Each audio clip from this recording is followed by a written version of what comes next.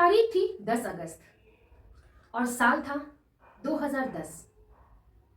घर में सुबह की 7:30 बजे बेंगलुरु के हुलीमाऊ पुलिस स्टेशन के इंस्पेक्टर AR बालाराम गौड़ा अभी अभी अपने सीट पर बैठे ही थे कि फोन की घंटी बजती है और मर्डर की सूचना मिलती है। इंस्पेक्टर गौड़ा अपनी टीम के साथ घटना स्थल पर पहुंचते हैं तो वहां का मंजर कुछ अलग था।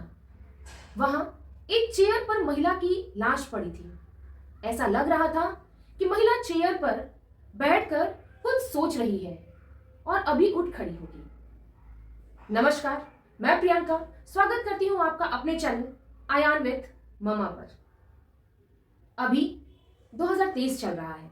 बेंगलुरु में एक हस्बैंड वाइफ रहा करते थे और दोनों बहुत ही पढ़े लिखे एजुकेटेड थे और हस्बैंड एक बड़ी कंपनी इन्फोसिस में सॉफ्टवेयर इंजीनियर था।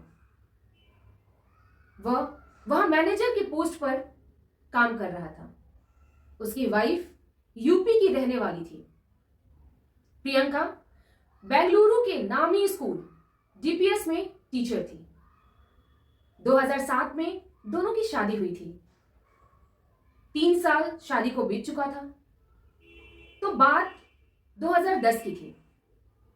कत्ल प्रियंका का हुआ था जो बेंगलुरु के प्राइवेट स्कूल में टीचर थी।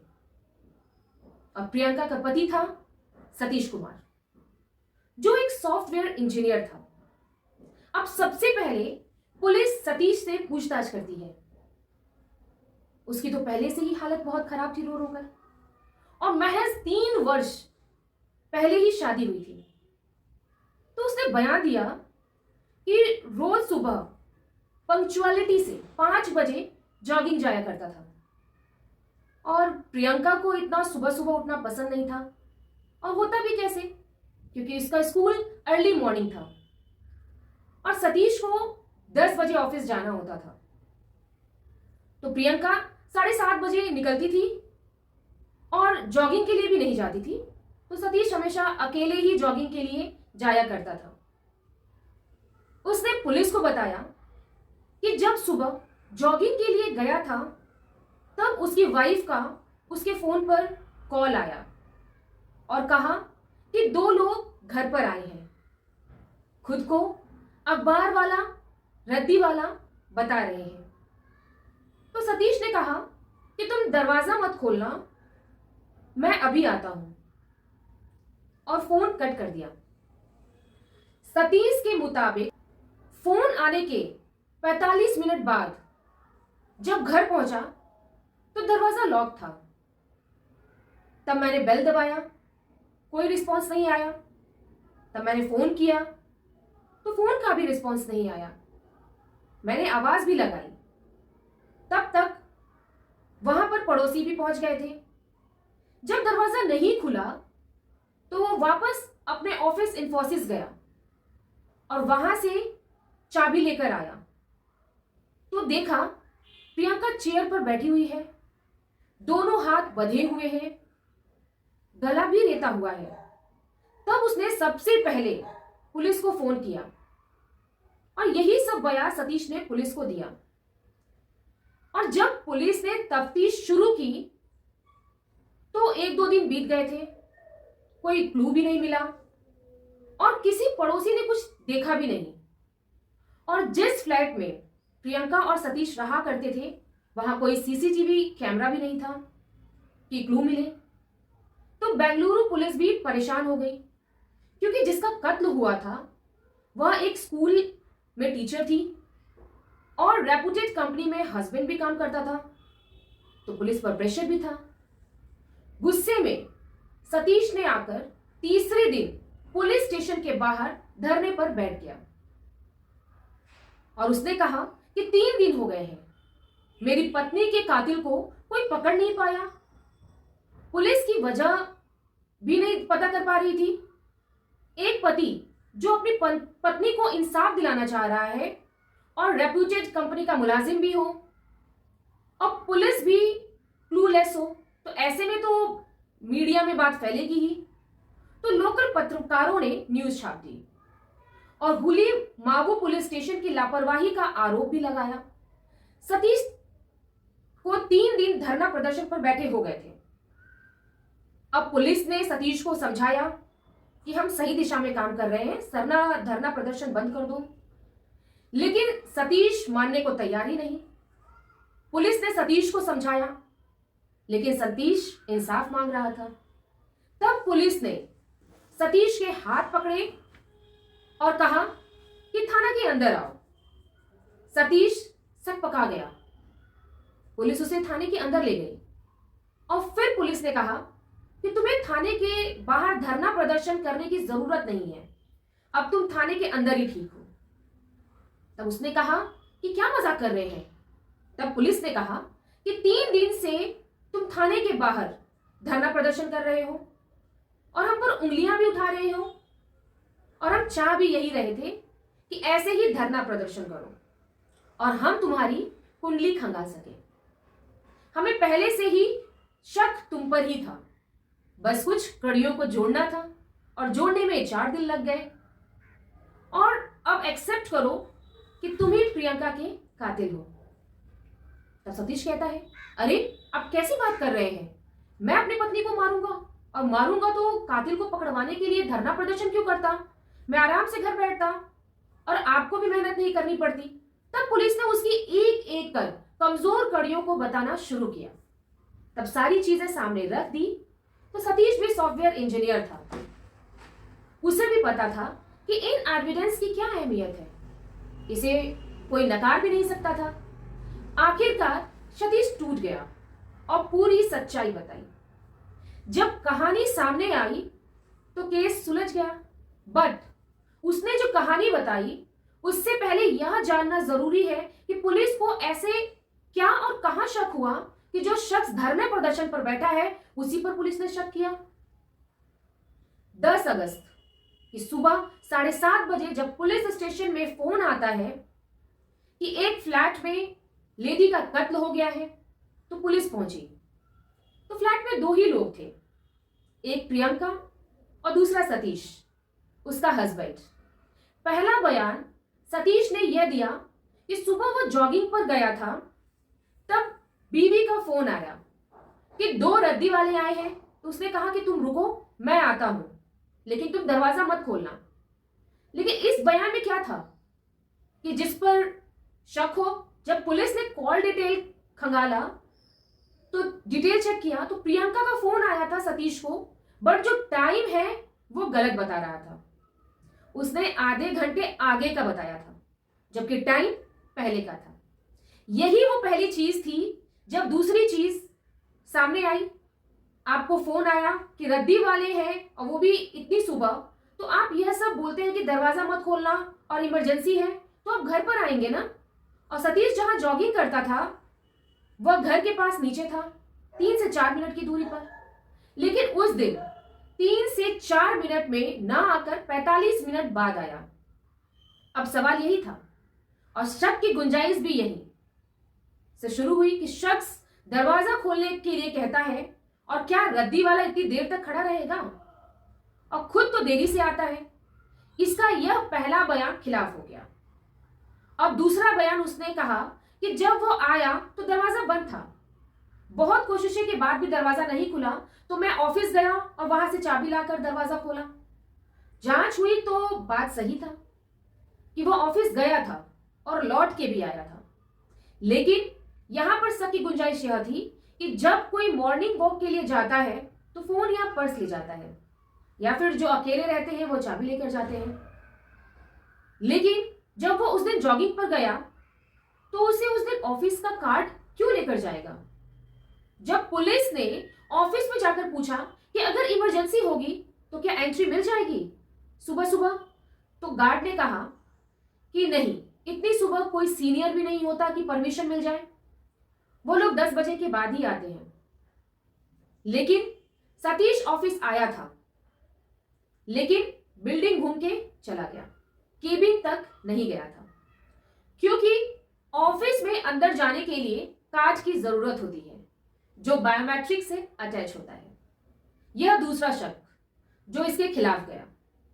इसने कहा कि इसकी बीवी ने सुबह कॉल किया और जब उसने कहा कि रद्दी वाले को अंदर आने मत देना, जब पुलिस ने लोकेशन चेक किया जहां से फोन किया और रिसीव किया, दोनों का लोकेशन एक ही दिखाई दे रहा था, दूर नहीं थे। तो चीज साफ है, उसी ने अपनी बीवी को मारा है। बीवी के फोन से अपने फोन पर फोन किया, रिसीव किया और 30 से 40 सेकंड के लिए ऐसे ही छोड़ दिया और कट कर दिया और वहां से निकल गया। तो यह सारी चीजें निकल कर आई सामने।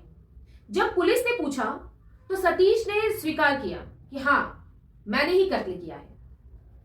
कातिल पुलिस के गिरफ्त में था, लेकिन एक चीज जाननी थी कि जिस शख्स की शादी को महज 3 साल हुए थे और शादी भी मर्जी से हुई थी, अरेंज थी लेकिन हामी भरी थी, तो कत्ल करने की वजह क्या है? तो आगे की कहानी सतीश ने सुनाई। शुरुआती कड़ियां तो पुलिस ने जोड़ ही ली थी। 2007 में प्रियंका की शादी सतीश से हुई थी। सतीश बेंगलुरु का रहने वाला था, वहीं पैदा हुआ था, पला बड़ा था। सतीश के माँ बाप को एक अच्छी लड़की की तलाश थी और इत्तेफाक से प्रियंका बेंगलुरु पहुंची, जो यूपी की रहने वाली थी। बेंगलुरु के डीपीएस स्कूल में टीचर की नौकरी लग गई, वहीं पढ़ाने लगी। दिखने में अच्छी थी, नौकरी और पढ़ी लिखी। सतीश के घर वालों को यह लड़की बहुत पसंद आई। सतीश को दिखाया और सतीश को भी अच्छी लगी। दोनों परिवार की सहमति से 2007 में शादी हो गई। अब शादी के बाद एक नई कहानी की शुरुआत होती है। होता यह है कि जो उसने कहानी सुनाई, हालांकि प्रियंका इस दुनिया में नहीं है, वन साइडेड पक्ष है जो रिकॉर्ड में है, जो सतीश ने सुनाई है। कत्ल की वजह जो उसने बयां दिया है वह यह है कि शादी से पहले से ही सतीश गले में एक लॉकेट पहनता था जिसमें उसके माता पिता की तस्वीर थी। तो प्रियंका ने कहा कि मम्मी पापा की फोटो हटाओ यहां से और सिर्फ मेरी तस्वीर लगाओ। फिर कुछ दिन बाद कहा कि मम्मी पापा के साथ नहीं रहना है, अलग रहते हैं। सतीश नहीं जाना चाहता था, तो माँ बाप ने कहा चाहती है तो चले जाओ। अब वो अलग रहने आ गया।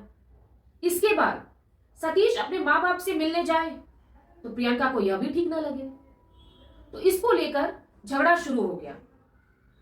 इस दौरान प्रियंका अपने माँ बाप से बात करती थी और जब सतीश उसकी बातें करते हुए देखा तो उसे गिल्ट फील होता है। इसके रिश्ते तो इसके माँ बाप के साथ ऐसे ही हैं, यह अपने माँ बाप से डेली बातचीत करती है, लेकिन इसकी वजह से कहीं मैंने अपने माँ बाप को छोड़ तो नहीं दिया। तो यह गिल्ट इसके अंदर था कि मुझे अपने माँ बाप को नहीं छोड़ना चाहिए था। लेकिन फिर भी दोनों साथ रहे, झगड़ा लड़ाई के बीच में। लेकिन जुलाई 2010 में सतीश ने एक जमीन खरीदता है और उस जमीन पर उसको अपना एक घर बनाना था। जब उसने जमीन खरीद ली तो भूमि पूजन होनी थी और भूमि पूजन की तारीख थी और वह अगस्त के पहले हफ्ते में थी। सारी तैयारी हो गई। प्रियंका के माँ बाप यूपी से पहुंचे। इधर सतीश भूमि पूजन में बिजी था।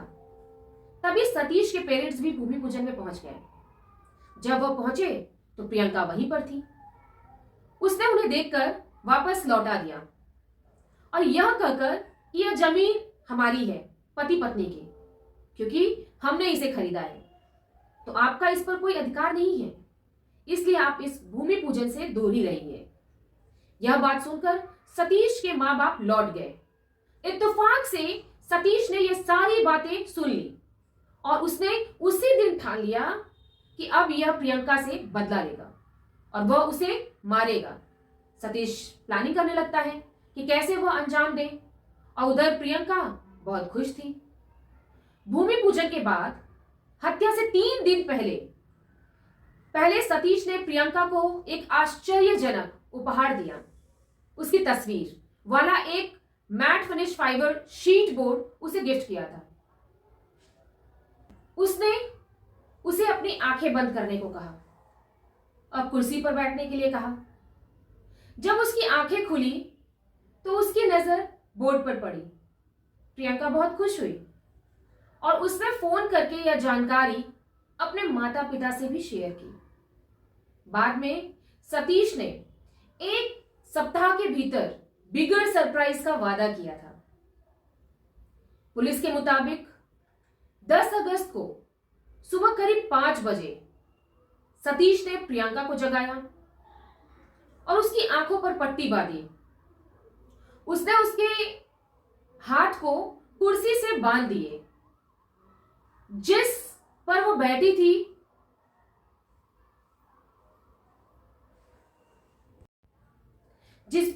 थी। एक गिफ्ट की आशा करते हुए प्रियंका ने कथित तौर पर उससे पूछा कि क्या हीरे का हार है।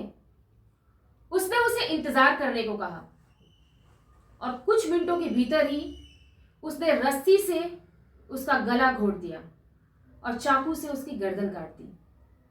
बाद में उसने सुबह की सैर निकलने से पहले उसके नंबर से अपने मोबाइल पर कॉल किया। सारे सबूत पुलिस के पास थे।